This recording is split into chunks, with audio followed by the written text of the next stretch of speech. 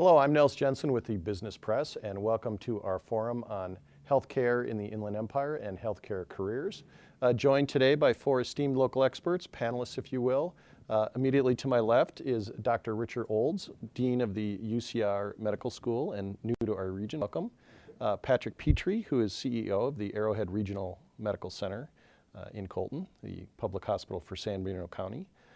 By Daniel Fontoura, Senior Vice President for the Loma Linda University Medical Center, and Phyllis Rowe, who is with the RCC Nursing Program Professor of Nursing. Welcome to all of you, and thank you very much.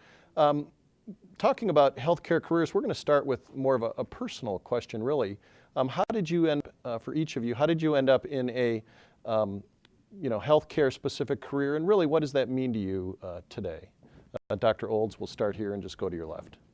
Well, I had an unusual preparation in medical school. I was not pre-med. I was actually a psychology major. And I ended up as a tropical disease specialist, so I was drawn to the field mostly by an interest in service, particularly international service. And it just worked out that your career ends up with a job like this at the end. But in terms of being in a medical school, whatever, obviously that's a really real mission-driven career, so that must have great meaning to you in terms of service and well, that's why I took this particular job. Right. But I would say that in American healthcare in general, that would be an unusual background, Right. since traditionally medical schools are much more hard science driven and not as, let's say, population driven Right, or consumer-driven. wellness driven. Right. So I think my background is unique for this particular medical school. Mm-hmm. All right. Patrick?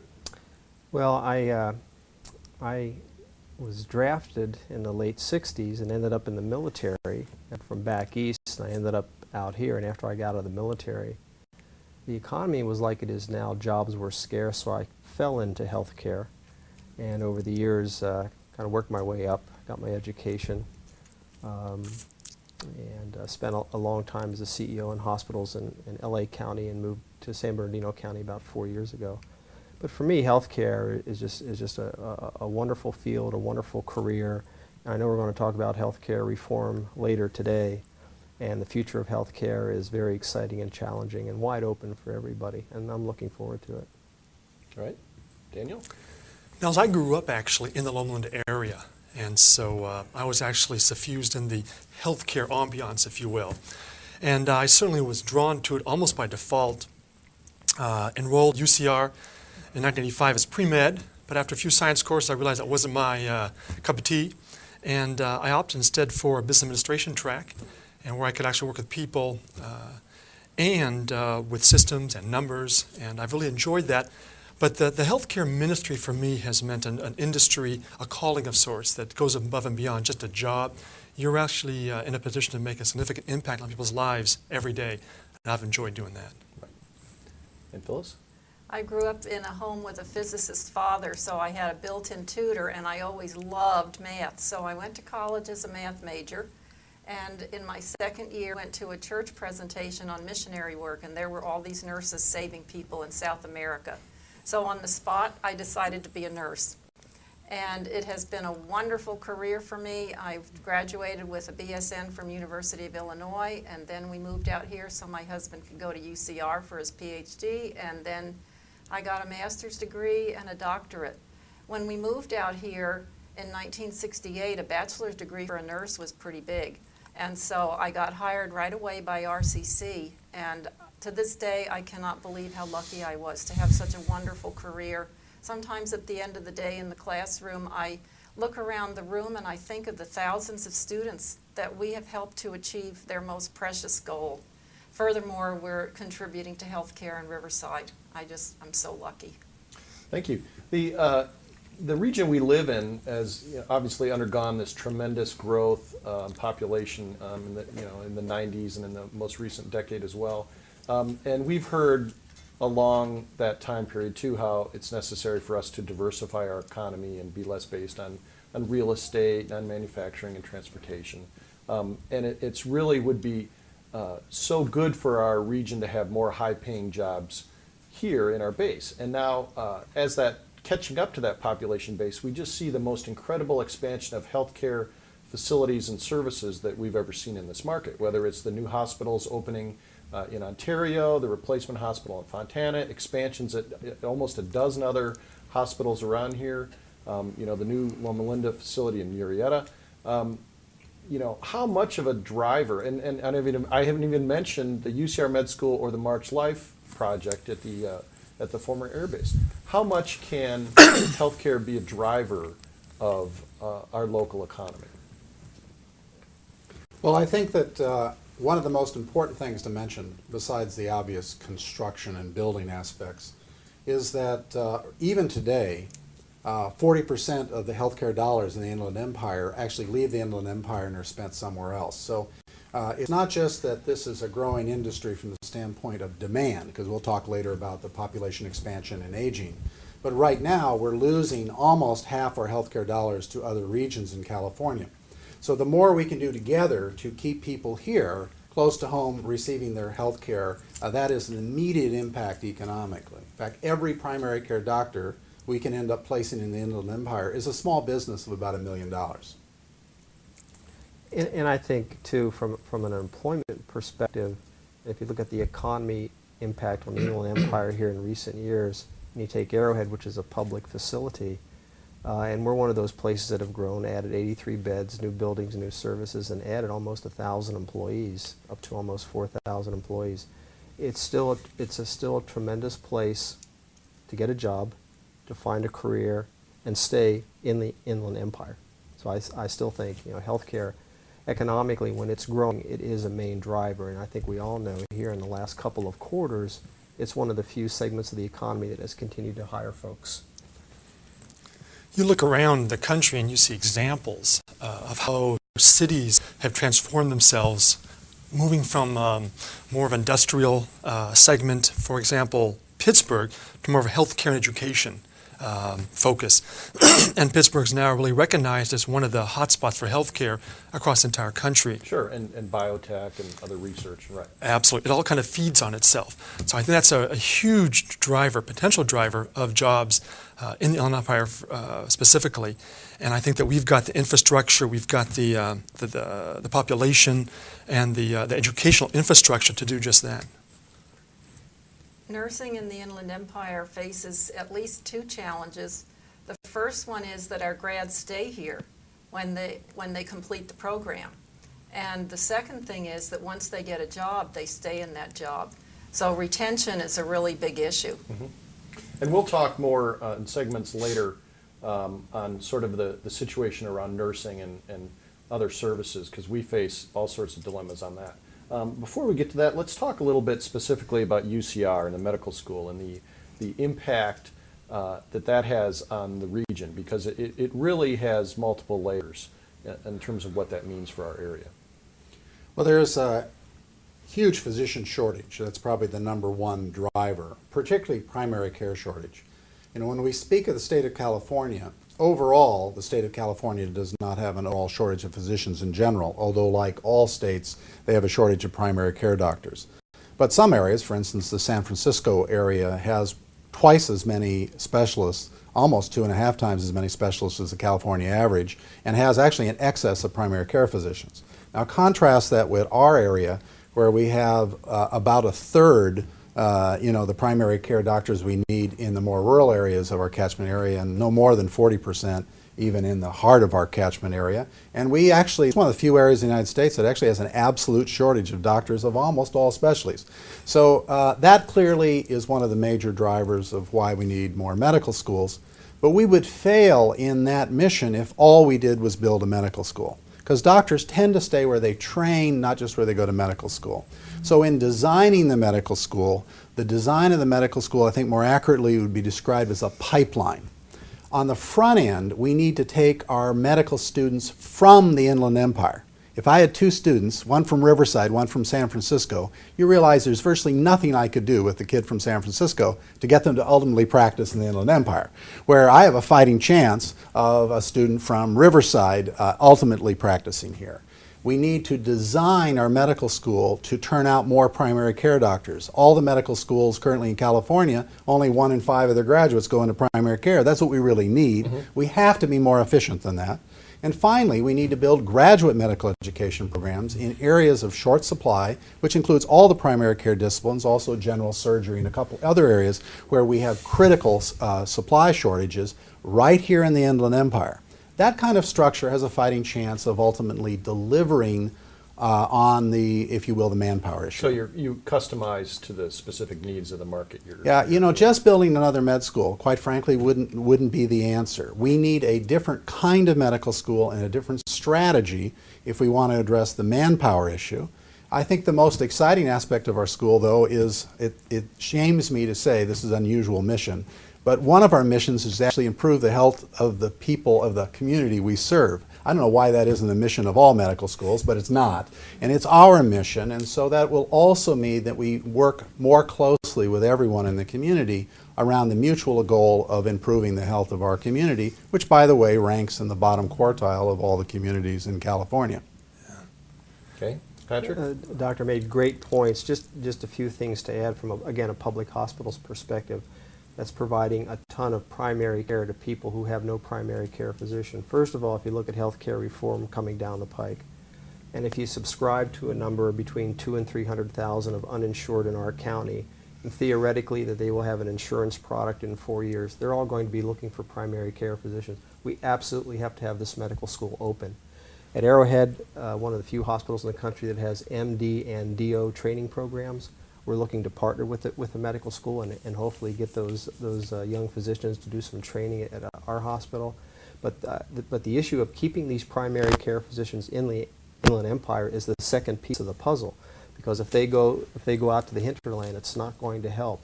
The largest provider of primary care right now in this county is the public hospital, and that's not good. Right. By the way, that's not good. Our emergency room at Arrowhead's the second busiest emergency room in the state. And most of those visits are primary care. They shouldn't be in the emergency room. Right.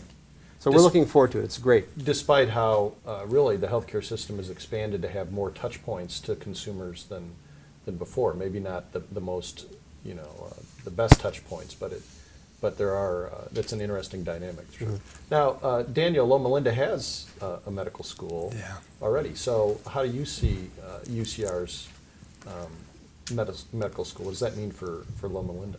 Well, I think ultimately the statistics really can't be challenged. I think ultimately the situation that the Inland Empire has with regards to under physicianed, if you will, is a real one that we have to address, and I think that what they're doing there will only help.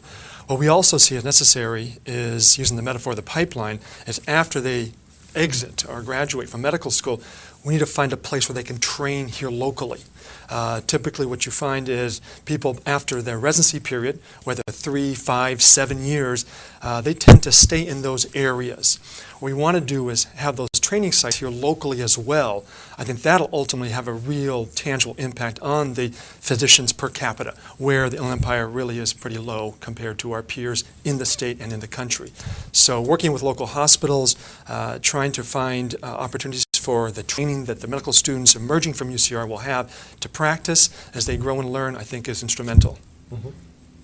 As a nurse, I have to add that adult nurse practitioners and other nurse practitioners are prepared to give primary care. And in fact, I looked up on the Board of Registered Nursing website, and the definition of a nurse practitioner is a registered nurse who possesses additional preparation and skills in physical diagnosis, psychosocial assessment, and management of health and illness needs in primary health care.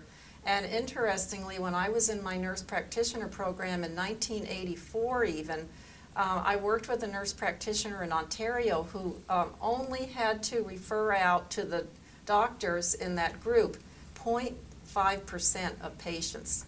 I just always thought that was an amazing statistic. So it sort of says that we do have another source of primary care throughout the United States and certainly within this area.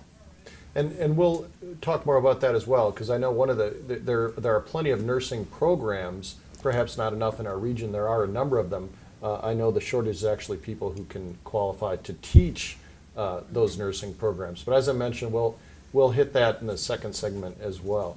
Now, I'm sorry. Yeah, I think it'd be worth saying, because you brought up the issue, we need both Loma Linda and Western to succeed. Right. The shortage of physicians in the Inland Empire is so great.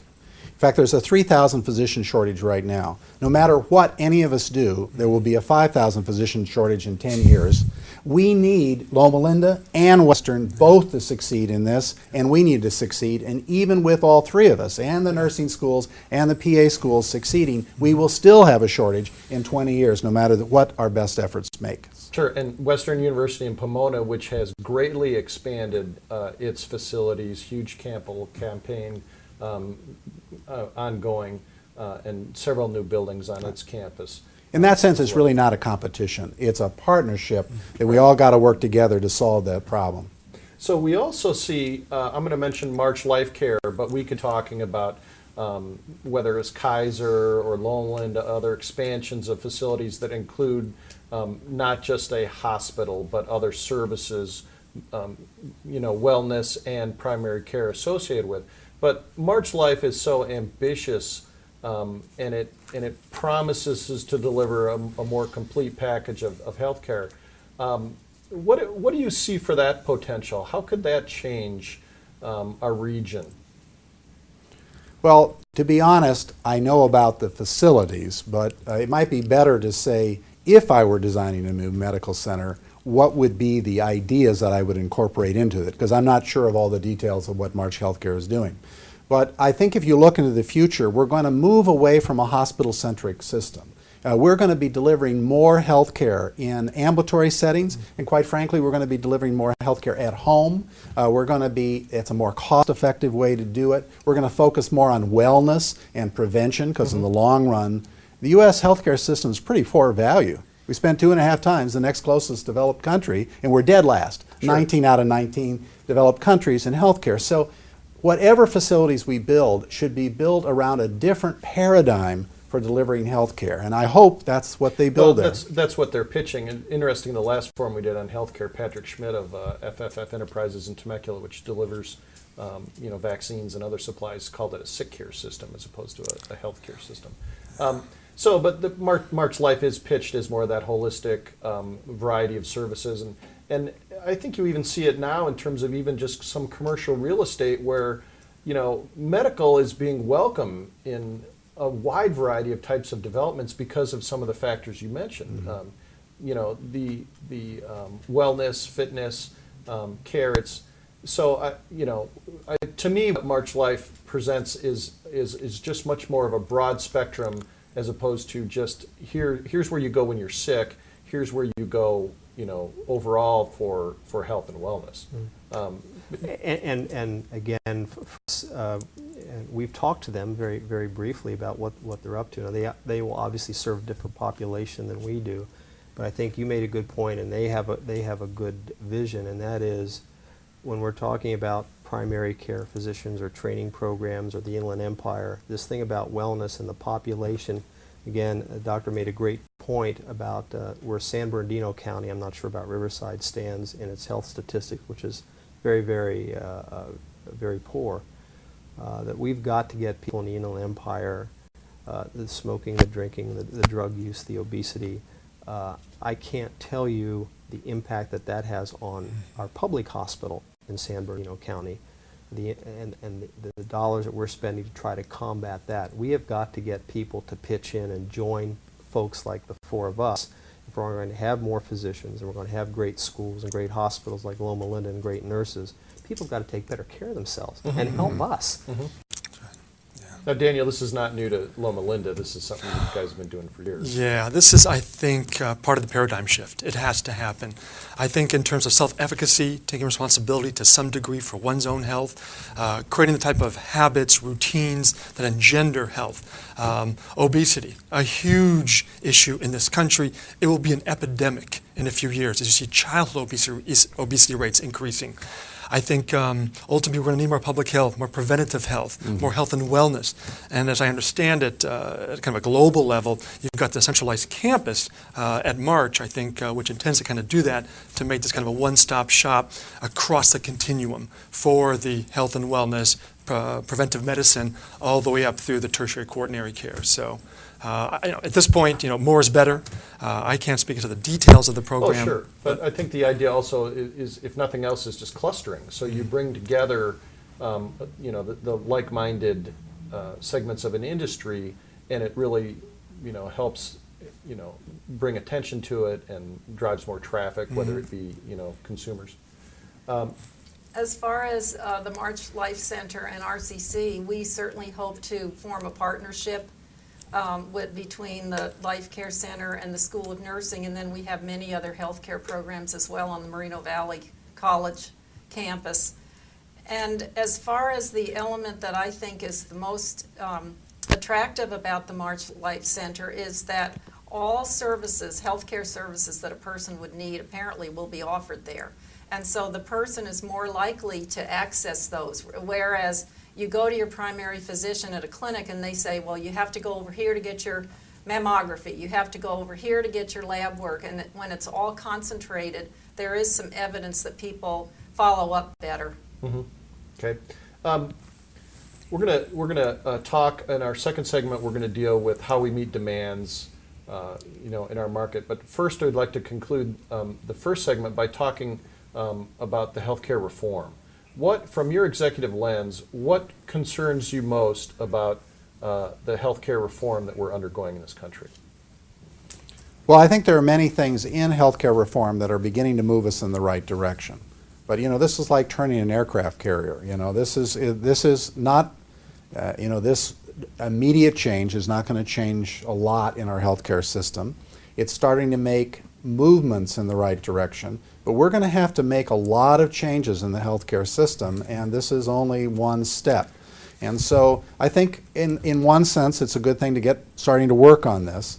There is a shift, for instance, for more payment to primary care doctors. Mm-hmm. There is more of a focus around wellness, around not just paying for health care, but actually holding us accountable for actually improving health care. Mm-hmm. I think those are all good things. But this is only really one step in what is going to be a very long process to turn around American health care. Okay. I think we're looking at a 20-year process, and everybody's looking at 2014. I know we're preparing for 2014, understanding these healthcare exchanges and the populations that are going to be brought into healthcare for the first time. I think one of the huge issues is going to be the administration of it, which I don't know that anyone has a handle on, and what are the costs involved in administering this. Again, if you look at San Bernardino County, and if you think that a significant portion of these folks are going to have insurance and choice in a product, how's that going to be administered? What's the cost going to be? I think there are huge questions out there, although it is a step in the right direction. But it's a 20-year change, at least. I agree. I think that right now there are so many vested stakeholders with the system the way it is. There's a lot of inertia built up, and change can be incredibly difficult because it consumes over 17% of our GDP right now. So a lot of folks like it just the way it is, thank you very much. But the reality is in 1960, it consumed about 5.1% of our GDP. Some people don't realize the status quo is untenable. It's not an option. And there will be the slow, gradual erosion if we did nothing to a point where we would ultimately come to a cliff and it would be disastrous. So I think what we're doing is definitely addressing the issue at hand. It's going to be challenging, as we witnessed over the last year, 16 months in D.C. and more recently in Sacramento, but change is inevitable. So is just the dynamic of change itself the most challenging part of this? No, I think ultimately you've got folks, again, who are profiting, I hate to use that word in healthcare, but benefit from the way it exists now. Whether you're vendors, providers, health plans, big pharma, medical companies, medical supply companies, as long as you're part of that value-driven solution, as long as you're part of that customer experience, as long as you're part of the industry now, there are a lot of folks, again, who don't mind things the way they are. Right. But I think reform is going to happen. It'll have to happen, like Patrick said, incrementally, because I think revolution is just not the way it's going to happen in this country. It's going to be an evolving, gradual series of changes. Ultimately, I remember hearing former majority leader Tom Daschle a few months ago in D.C. at a CHA meeting, and he said, this is the tip of the iceberg. This amounted to glorified insurance reform. Not even finance reform, not even healthcare delivery reform. Right. It's the first step in a series of steps that have to happen to get us where we have to be. And that just as a consumer, that's what drives a lot of my family's healthcare decisions as well, right? And Nels, if I can make one more point about you're Please. saying what the biggest challenge of healthcare reform, and I'll be the first to admit this on the panel. Not everybody understands it yet. Oh, of course not. Okay, we are Right. still wading through it and trying to position ourselves, but we're having difficulty understanding exactly what it is. Sure, there are a lot of businesses that are facing a deadline 6 weeks from now, 5 weeks from now, Right. that don't completely understand and can't adequately communicate Right. to their employees really what the impact is. So, oh yeah, I think there's very much that case. Yes, I'm sorry, Phyllis. Narrowing the field down, the focus down to nursing again. Obviously, one of the challenges is that we're going to need probably hundreds of thousands more nurses across the United States to handle the increase in delivery of health care. A good thing for us is with the focus on preventive care, we can shine in an area that traditionally has been one of the primary nurses' roles, and that is teaching. And hopefully we'll learn better techniques to help people change their lifestyle for the better. And I think that's probably the comment I have about the health care.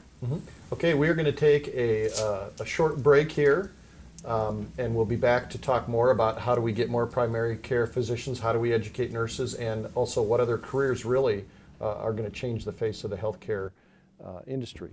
You've been watching the Healthcare and Healthcare Careers Forum on the Business Press. I'm Nels Jensen. We'll be back in a minute.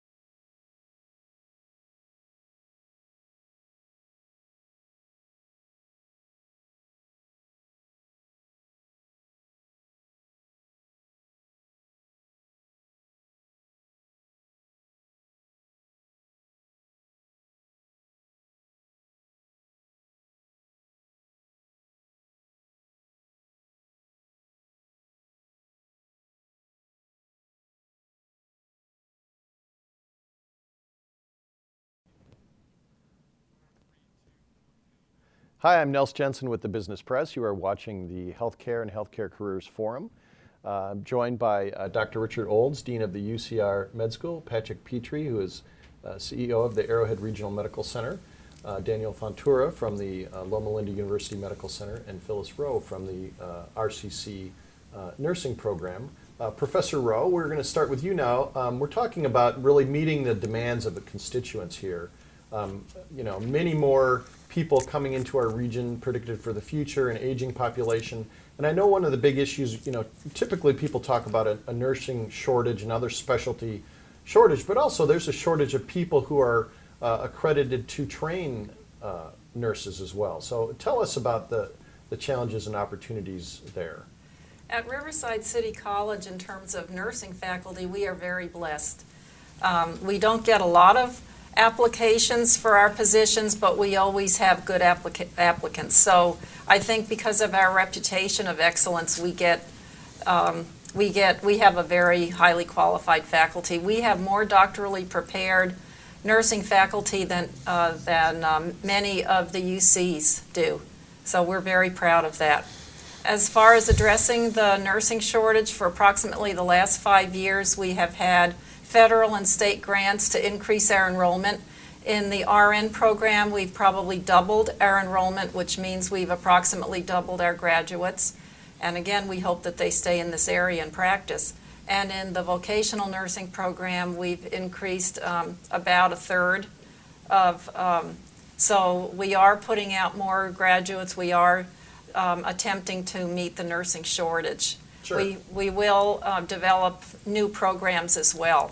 Now, but as a region, we're going to be challenged to keep pace in terms of turning out the number of qualified teachers, professors, and also just the number of specialists, whether they be nurses or whether they be clinicians or technicians as well, right?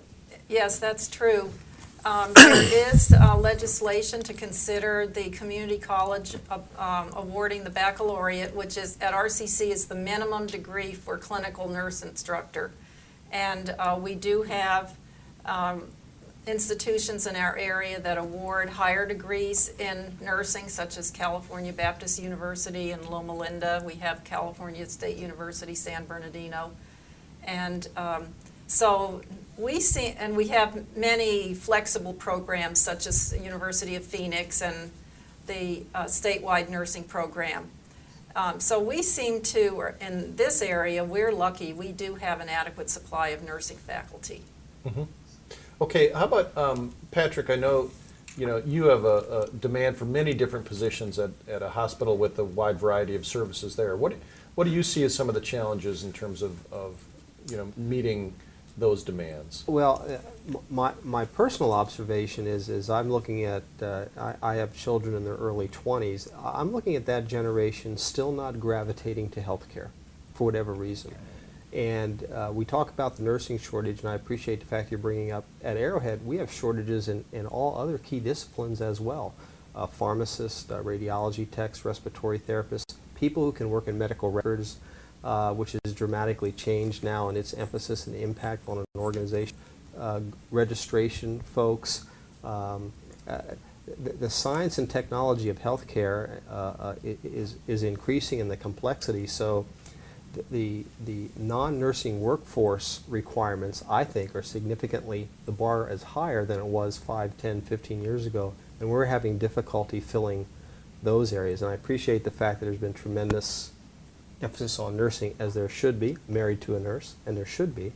However, I think some of the other disciplines have wavered. And again, I don't see, I don't know if it's Gen X or Gen Y or Gen C, I've lost track, but I don't see the younger kids gravitating to healthcare careers, non-nursing, non-physician. Yet at the same time, whether it's the public institutions or especially some of the for-profit colleges are offering specialty programs that allow you to get into a well-paying career in some of these in a relatively short order, 15 months, 18 months, specialty certification, so that you can be that radiologist or do something in phlebotomy or some of these other fields. So the opportunities are there, right? So Daniel, how does that shift how can that take place so that there are more people interested in these careers? Because they are some good paying jobs. No, more than some.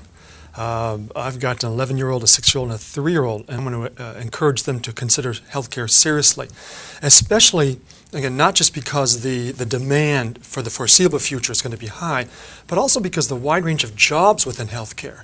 I mean, you've got something that can appeal to most everybody. I mean, again, you've got coders, you've got clinical lab scientists, you've got CT techs, ultrasound techs, you've got respiratory care practitioners, nurses, pharmacists. You know, there's a wide spectrum. Now you've got CRNAs, nurse practitioners, PAs, phlebotomists. I mean, phlebotomy is a great entry-level career. A pharmacy tech, where after a year you can make, you know, $16, $18 an hour. And then you can work your way up, different careers, continue your education along the way. And ultimately, I think some of the shortage is of our own doing. I don't think we've been as effective in marketing and educating the community, even as early as a secondary school level, where folks in the high school years can say, hey, did you ever think about a hospital?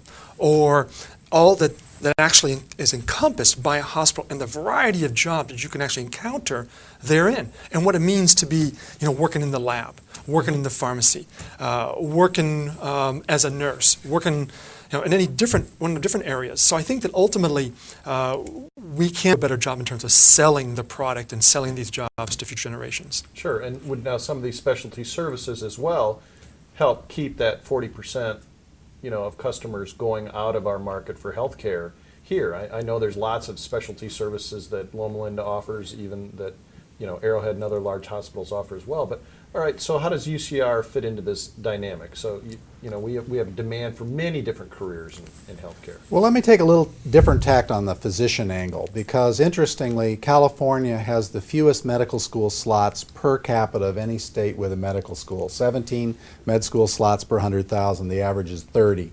So we have an interesting situation. There are 5 qualified California citizens looking for medical school slots for every medical slot we can provide. I know this. I came from Wisconsin. 25% of my class came from the state of California. Probably a third of the kids training in Caribbean schools are coming from California. So I will argue in the medical profession, I'm not sure we're taking the right one. And here, it's not just a matter of training more doctors.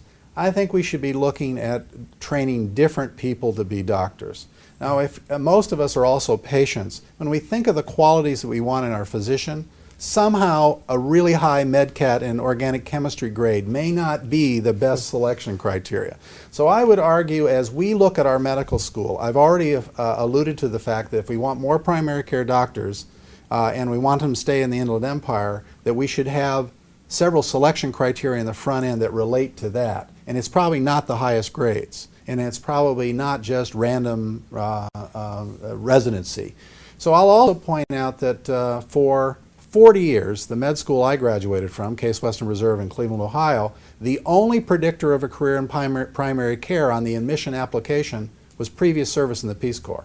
And so I'm going to suggest that selection of students based on a commitment to service, selection on other personal qualities is just as important as how high their organic chemistry grades are and their MedCat scores. And because we have such a physician med school shortage, the tendency is just to take the kids off the top, and we shouldn't be surprised that a lot of them aren't that interested in going into people-oriented specialties in medicine, and that they're driven by other motivations. I would argue that one of the keys to the success of our med school will be not only some of the geographic and educational differences that we create, but picking students that have a different motivation to go into medicine. And I think we'll be happier with the outcome. And so in addition to having a different med school, we should be drawing people back into the medical profession that are not necessarily science majors. Have post-baccalaureate programs that take bright kids that are in anthropology or sociology who have real skills but just don't happen to have the science background to go to med school. We got to get those people back into medicine, back into nursing, back into pharmacy. I think that they have other skills that are going to be important for the healthcare profession besides just being good scientists. So let me try to, make sure I capture that from a slightly different perspective. So as the variety and skill sets of physician positions and what they do has evolved, the selection process really hasn't evolved Changed, with no. it. And Right. it's easy. Obviously, it's easy to just look at who got the highest grade. And it involves a more complicated process to pick the right students. But in a market where, you got I'm not talking about unqualified, you have 5 qualified candidates for every single slot that we have, maybe we should give more thought to who we actually want as physicians. And this is also changing just in the demographics of last year was the first year that more women are going to med school than men, much to the advantage of our profession, by the way. But on the other hand, half my catchment area is Hispanic, and only 5% of our physicians are. If we're ever going to change obesity and behavioral changes and get people to stop smoking, we have to have more healthcare professionals that come from that community. It's not enough to just speak Spanish. We have to have more medical doctors that were born and raised in those communities if we ever want to have an impact on improving the health of our community. Sure. And I can't help but think, listening to Dr. Olds and Daniel speak, that have we missed the boat, and we need to not miss it in the future in letting these folks know there's more careers in hospitals than just nurses and physicians. Right. Because when you watch TV or you hear anything, I think these kids don't know all the jobs that Daniel was mentioning. And you look at the Inland Empire and all the unemployment, and look at the great opportunity. I mean, there's great hospitals. There's probably 10,000 employees between Daniel and I, and a great opportunity. And no one knows about it. So how do we do that? I don't know. I don't know sitting here, but we need to figure it out. Sure. Okay. We need to figure it out. Now, Daniel, Loma Linda is employing researchers, employing, surgeons, employing general care physicians. I mean, you employ the whole spectrum of medical professions, really. So, what's your lens on Dr. Old's comments? I totally support him. I think ultimately we're going to have to go local, find out what actually our market is, what are the demographics of our market, and how do we best serve that demographic. And I think the reality is there is a mismatch between what we've got, what we're recruiting, and who we serve. We're going to have to try to close that gap. There are a lot of high schools that we probably could be more active and proactive in visiting, educating, marketing to. I know that we don't do a good job in that area. But maybe as a coalition, there's more resources, more focus, more time and energy spent on exposing these kids at an early age when they're starting to think about, do I end it here? Do I go vocational school? Do I go to RCC? Do I go to local college? Do I go to four-year university? Starting to think about, hey, healthcare is an emerging field. It's a big part of our economy. There is, for better or for worse, a lot of stability in this industry, and there are a wide range of jobs. And let's maybe expose them to 5, 10, maybe 15 of the basic elementary core fundamental type jobs. And I think there's probably a good chance that we'll get some traction in the minds of the kids at that age. Mm-hmm. I think one thing we all can share is whether it's the nursing professions, all the allied health professions, or the medical school, we need to strengthen that pipeline. And that pipeline, quite frankly, has to start down in the K through 12. We've got to get more kids interested in healthcare-related careers, science, other technology-driven industries, the way, quite frankly, China and India is. And we have to have high schools that are maintaining that interest. So those of us in the sort of the professional schools at the end, we have to be committed to developing that pipeline in our own communities. And if we don't help do it, it's not going to get done. Yeah, and I hear the comments by Dr. Olds, and I actually am thinking about the dynamic of a nurse versus a nurse practitioner versus a physician. In some ways, young girls have shied away from hard sciences and math as they get through high school. I can see it in my own household happening as well. Yet the service-oriented is exactly what you're talking about. So I imagine that you're seeing some of this, in nursing schools as well, right? You have women who could be physicians, as well as nurses, the choices that they're making for whatever reason. An interesting trend that we've seen at RCC, although our average age has not changed in years. It's about 32. So we're getting the older student, and we find that many have either earned bachelor's degrees or master's degrees, and we have many second careers. I count the number up on stage often when I'm sitting there at our graduation pinning ceremony, and it's about 25% men now, and they think that this is a marvelous career. We get very good feedback from them. So there is hope that the younger generation will eventually gravitate to healthcare. What I see in my daughter's friends who went to a liberal arts colleges, some of them have gone into nursing and some of them have gone into other healthcare fields, and I think that's an advantage because they have that broad liberal arts education and perhaps more acceptance of differences and understanding across cultures, and now they're going to apply it specifically to a healthcare career, so we're getting better educated practitioners. Sure, and just a wider variety of skills in these healthcare facilities. You know, as you pointed out, Daniel, you can be an accountant to, a surgeon. Absolutely. So how do we encourage more people to be primary care physicians? Is it something about the lifestyle, about the economics? What are the drivers to changing that dynamic? We took a major step, and Dr. Old already mentioned it. We're going to pay them more. Yeah. We have got to pay them more. Dr. Olds knows more about this than I do, but obviously primary care physicians on the physician spectrum are at the lower end as far as pay. We've got to pay them more. Yeah. Step 1A in my opinion. We struggle too in attracting, retaining good primary care physicians, whether they're family medicine, internal medicine, general medicine, pediatricians. Unless you have the proper payer mix, which in the Inland Empire isn't always easy to generate, you're going to have a struggle. And it's almost embarrassing for me to look at region-wide salary figures for primary care physicians. It's really tragic. I mentioned commercial real estate earlier. I went to a discussion where they were just talking specifically about medical in the commercial real estate world.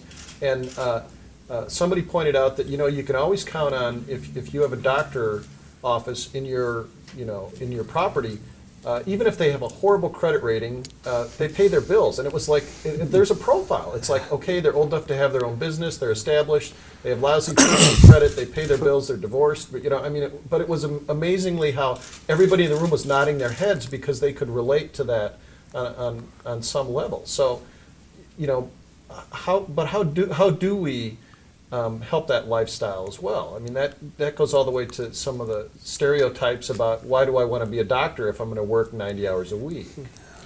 Well, I think that, we've created quite a crisis situation, and it's going to take more than just one part of the solution. Let's just look from a comparative standpoint. Nationally, we underpay our primary care docs, but in the state of California specifically, doctors in general are paid about the national average, but our cost of living is higher, so we already have a problem. But we're paying our primary care at 90% the national average, so we are proportionally underpaying our primary care in California, even compared to the rest of the United States. We clearly are going to have to fix that. I think the second issue I already commented on, we've got to bring some different people into the medical profession that are more interested in people and in service, and I think that's an important issue. But we also have to present in our education of doctors a more favorable and more appropriate view of primary care. All of our medical education, almost in both medical schools and in residency training programs, is very hospital-centric, is very fragmented. You meet a patient, you may only know them for 3 days, you never see them again. The great joy of taking care of patients, quite frankly, is developing a relationship with patients where you see them over time and you work with them.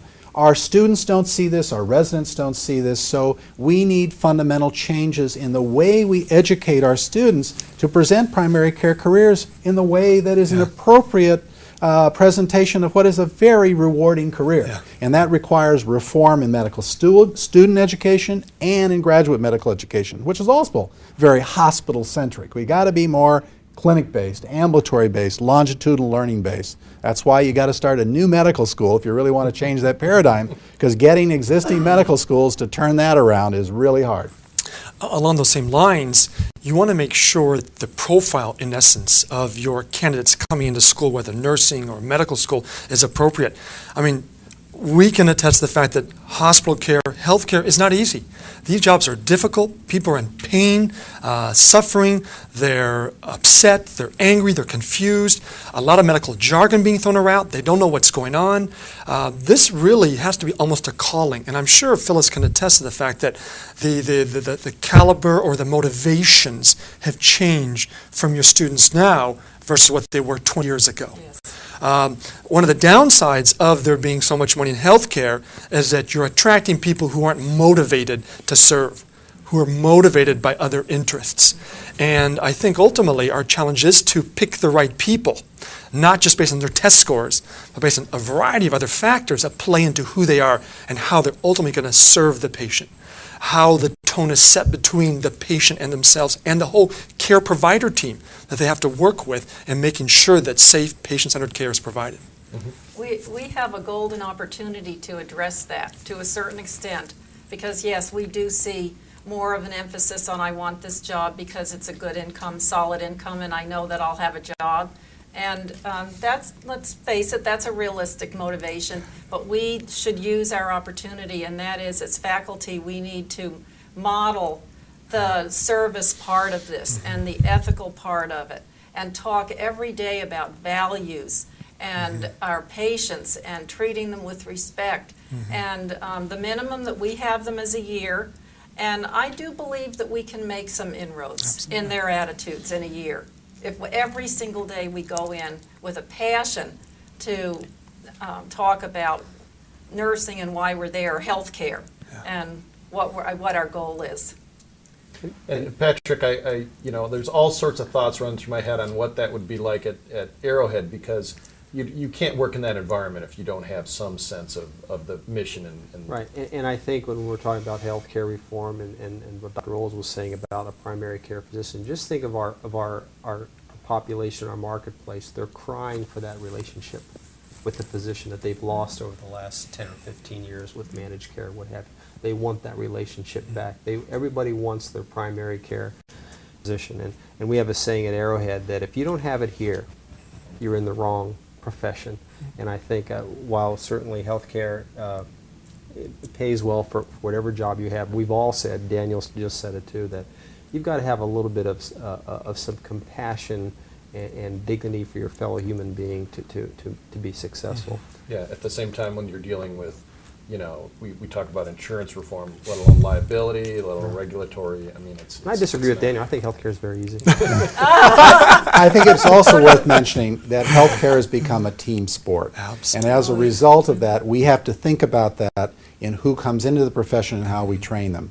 It is so complex that no one individually can do this. And so training physicians with nurses, with pharmacists, with physician assistants, actually having, if you will, team evaluations. So you're not just evaluated on your personal performance, but on the performance of your team is a direction that we have to go in healthcare. And that's doctors have historically thought of themselves, as the icons of the profession and independent making decisions. Really, you're part of a team, and we need to both select our medical students and train them to be strong team members. And that's, I think, going to be a future of our educational process as well.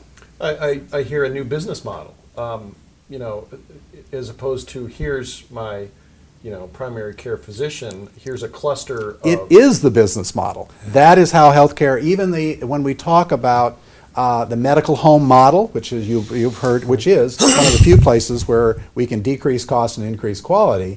It is a team approach. You're no longer cared by a single person, but a group of people, hopefully, that you get to know, that work together to take care of your healthcare needs. There's no single person that can do this anymore. But we're gonna. What I hear you saying also is we're going to see more businesses coming up to serve wellness and Absolutely. medical services. In fact, you're going to see more.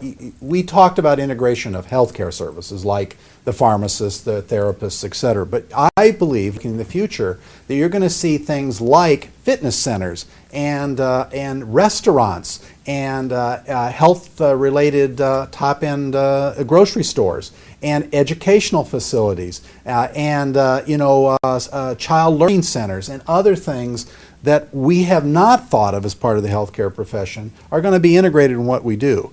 As we look toward wellness, as we look toward keeping people healthy, as we look toward lifestyle changes, those components of that have never been healthcare issues are going to become part of our facilities and part of our training. They should be. I think at Arrowhead every Friday we call it Fit Friday, and we encourage all of our employees to wear athletic shoes and to walk at least 3 miles. As corny as that may sound, that's a step in that direction. Sure. Well, we've seen, hospitals in Fontana, Kaiser and Fontana has a farmer's market. All right, let's Right. buy more fresh produce. Let's eat more healthy. We're gonna wrap up now, and I'd like to give each of you a minute and a half or so. Really, what do you? All right, a minute. We'll take a minute to say 30 seconds, whatever. Basically, what do you see as a really key component in our evolution of healthcare careers? From your lens, we each have slightly different lenses, but Phyllis, why don't you start? What's a key component from your perspective about the future of healthcare careers? I can speak to nursing, basically. What I would like to see for nursing is that we get rid of the hierarchy and have a seamless transition and real career ladder. And I envision this for RCC as well. We are building a new building, and we're going to have space for that. It's on the corner of it's near the corner of Magnolia and 14th Street, and it will open in probably January of 2012, and we're going to increase our space by 4 times. So my vision and my hope is that we would have a curriculum that starts at CNA, Certified Nursing Assistant, then goes to LVN as the first year, and during the CNA they would be taking their general ed and their sciences. And then they would go, the second year would be LVN, the third year would be ADN, and the fourth year would be BSN. And there is a model out there in which the students automatically are enrolled. So they don't even, it's not like they have to reapply for each step of the way. They're enrolled through the BSN program. Of course, they don't have to take that opportunity, and they may have to stop out for some reason. But I just think that would be so healthy for nursing and healthy for the healthcare careers industry, because we would be more of a team. Right. Okay, excellent. Daniel? I think the demands currently and the demands in the future for healthcare are so great, it's going to require increased collaboration with us as potential competitors, but also potential teammates to support the needs of the Inland Empire. I think we each have our own distinctive niche, and there's going to need to be more of us even to do better jobs of providing safe patient-centered care. I think ultimately the ministry that we have at Loma Linda is a significant one. I think it also requires us to be selective about who enters the profession and what the values are. They come out living out in their day-to-day profession. So I think the future's very bright. I think there are lots of different career options for people. It's just a matter of getting the word out and creating enterprises where people want to come to and stay and give their best day in, day out. Okay.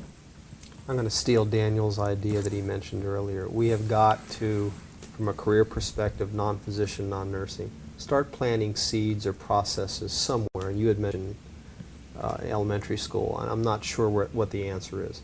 To let people understand that you can be a coder and make $70,000. You can be a pharmacy tech and make $50,000. You can be a respiratory therapist. You can be this, you can be that.